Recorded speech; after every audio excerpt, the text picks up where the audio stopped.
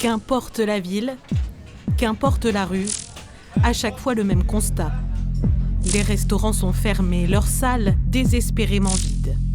Loin de la convivialité d'un repas à table, la seule consolation est la vente à emporter. Une gastronomie comme endormie, mais dans la région, des chefs sont parvenus à briller. À Lille, Mathieu Boutroy, Armentières Nicolas Gauthier et à Boskep Florent Laden. 3 chefs, 3 passionnés de cuisine, 3 excellences récompensées malgré la pandémie. Ça sent super bon. Au cœur de Lille, il est le nouvel étoilé du Nord. Le restaurant Le Cerisier a décroché pour la première fois la récompense ultime du guide Michelin. Une belle réussite pour l'établissement ouvert il y a à peine 2 ans et emmené en cuisine par le chef Mathieu Boutroy. Je vais mettre une petite pluche, un petit peu de verdure, Romain. Un chef heureux de faire partie de la grande famille des étoilés français. Explosion de joie, sensation incroyable, tant d'efforts, de travail récompensé et enfin, une grosse pensée pour l'équipe parce que c'est pas quelque chose que l'on fait seul. C'est vraiment un travail main dans la main depuis l'ouverture. On avait tous en tête ce projet en commun, donc est un peu fou de décrocher cette étoile Michelin pour l'établissement. L'entrée, le houmous avec céleri et un poivre timut, quelque chose d'assez frais. Apporté sur l'agrume, ouais. Très bien. C'est super, une petite entrée végétale comme ça, et que ça fait toujours plaisir. Avec la crise sanitaire, les clients ont quitté la salle du restaurant. Alors comment défendre et partager cette nouvelle étoile ? Au Cerisier, les chefs se sont tournés vers la vente à emporter, avec des formules variées, bistronomique la semaine, gastronomique le week-end. Et dans les emballages, on retrouve ce qui fait l'ADN du restaurant. Des produits de saison soigneusement choisis, des goûts francs assumés, mais aussi quelques contraintes. Charles, il aime bien amener des petits condiments, des petites choses qui croustillent, parce que c'est intéressant justement d'avoir quelque chose de mou et de contrebalancer avec quelque chose de croustillant. Et ça, on ne peut pas le faire, que ce soit lui dans sa formule brasserie ou moi dans la formule gastronomique. Malheureusement, on nous enlève finalement 50% de notre création parce qu'on joue avec les goûts et on joue avec les textures. Et si on ne peut plus jouer avec les textures, il ne nous reste que le goût. La vente à emporter s'est rapidement imposée pour ce restaurant. Je vais prendre également une boule, s'il vous plaît. Il faut défendre l'étoile coûte que coûte, maintenir la trésorerie et rester actif.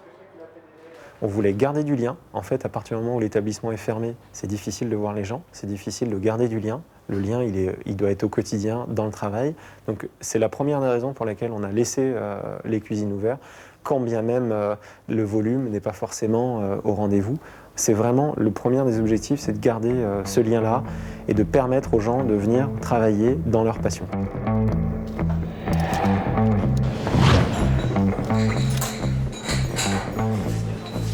Du caviar à la louche. J'ai fait ça là-bas. Bien. Ça, c'est la cuisine de mémé, ça. Les algues, après, tu vas les sécher, peut-être ? Je les garde. Dans les bocaux de Florent Laden, des produits 100% locaux. Là, on met on va dire un risotto de petite épeautre qui nous vient de Lefrancouc avec les poireaux. On a du céleri rave. Et le jus, c'est un jus de tomate fermenté qu'on a monté au beurre de ferme. Dedans, il y a des herbes, du persil, du cerfeuil. Et on a également un peu de fenouil. Cette année, le chef nordiste a été distingué par la sélection gastronomique La Liste. Elle lui décerne le prix de la nouvelle destination gastronomique. Une distinction pour son engagement corps et âme envers son terroir, qu'il a su mettre en valeur pendant les confinements.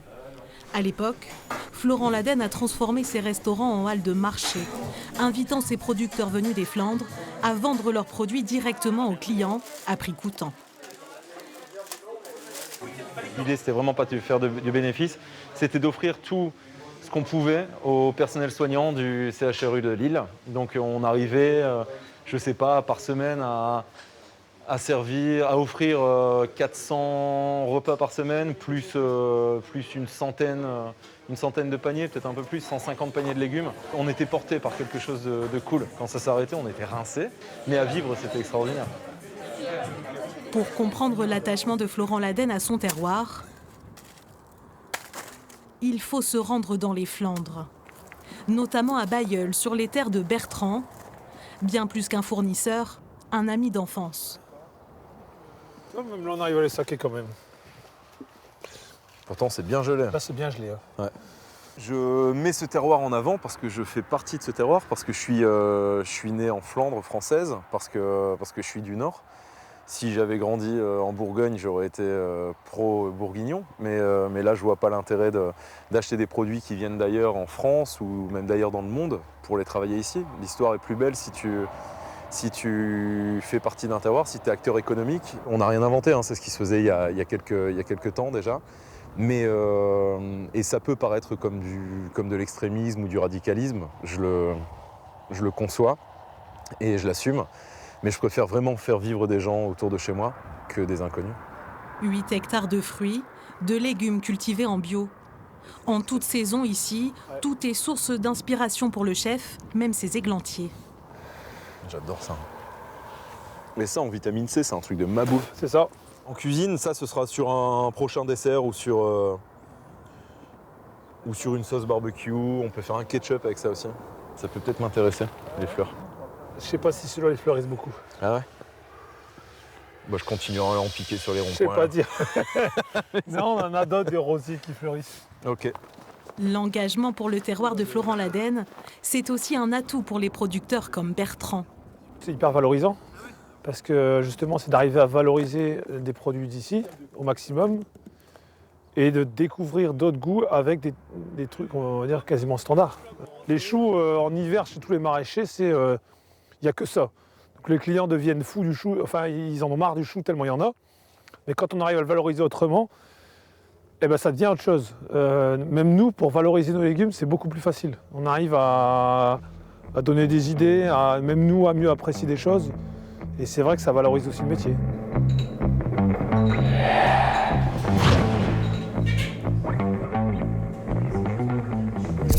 Je vais te prendre des choux de Bruxelles. Je mets le rouge ou le vert? Le rouge, ouais. On reste d'épinards. Merci, bonne journée. Bonne journée. Ciao, salut. À la prochaine. Chaque vendredi, c'est jour de marché pour Nicolas Gauthier. C'est bien de faire travailler le commerce local, c'est que du bonheur. Une bonne journée. Ça marche. Ciao. D'accord, À bientôt. Dans sa cagette, tout a été produit dans la région. Je prends souvent en fait, des fruits et des légumes sur le marché.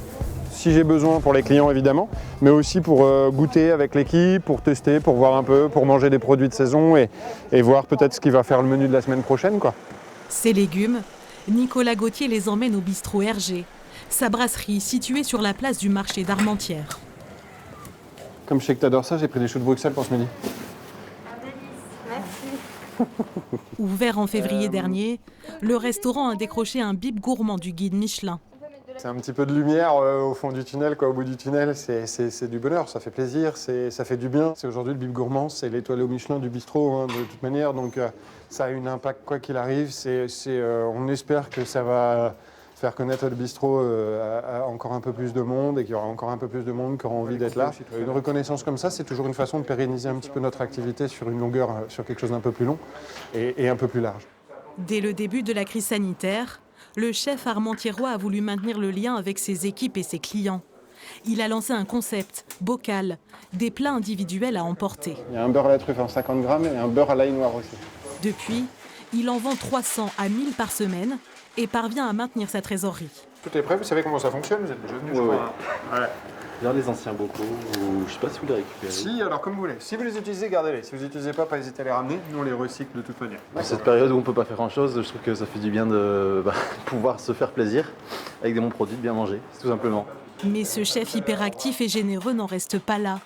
Son restaurant est devenu épicerie, avec des produits locaux estampillés Famille Gauthier. Et à quelques mètres de là, il investit désormais son autre restaurant déjà étoilé, Nature. Depuis quelques semaines en cuisine, les feux ont été rallumés. Après Bocal, il lance le concept central, des plats à partager toujours à emporter. Là, on a les carrés d'agneau avec des légumes fermiers qui viennent d'une ferme juste à côté, la ferme de Coutiche. Donc des légumes racines. On a la saison de la truffe, donc on a fait des cannelloni de volaille avec de la volaille de Lick, qui est une volaille de la région aussi, puis il y a la truffe. Les croque-truffes pour l'apéritif. Voilà, ça c'est vraiment ce qui va partir là dans une demi-heure, même pas. C'est nos valeurs qui sont dans notre restaurant, c'est-à-dire que les gens sont ensemble, ils passent un bon moment. Nous on va aller, même moi je vais les voir souvent en salle, c'est moi qui mets la sauce au dernier moment et tout. Et le côté convivial, partage, tout ça et tout, c'est des valeurs pour moi qui sont typiques d'un restaurant. Normalement, c'est ce qu'on cherche dans un restaurant, c'est ça. Et je trouve que le plat de partage, comme grand-mère le faisait le dimanche midi en mettant le poulet rôti au milieu de la table, c'est ça. Et là, c'est un peu ce qu'on a voulu refaire, quoi, entre guillemets, remettre le plat de partage au centre de la table.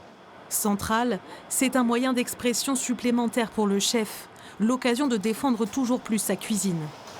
Ça, c'est toute la base de notre cuisine, elle est là, quoi. C'est le principal, c'est nos jus et nos sauces, quoi. Là, ça saisit ce matin, ça va mijoter toute la journée, ça va réduire plusieurs heures, on va recommencer. C'est pour ça que les gens viennent aussi dans nos restaurants, c'est pour la cuisine qui a mijoté, qui a mis du temps à faire et tout, quand ils viennent à table, pour saucer avec le morceau de pain. Et ça, c'est un truc que même en vente à emporter, on ne peut pas le retirer, quoi. C'est la sauce, le jus, le pain. Pour ça, le pain, c'est pareil, on travaille avec un artisan qui est sur la place d'Armentières, Michael Legrand, parce qu'il fait un pain extraordinaire et que pour moi, la bonne cuisine, que ce soit au restaurant ou à la maison, c'est du pain, une bonne sauce, un bon jus et un verre d'eau. Preuve en est ici. Pour faire face à la pandémie, c'est tout le monde de la cuisine qui a dû se réinventer. Pour nos chefs exemplaires, les portes des restaurants restent closes, mais l'envie de partager est immense.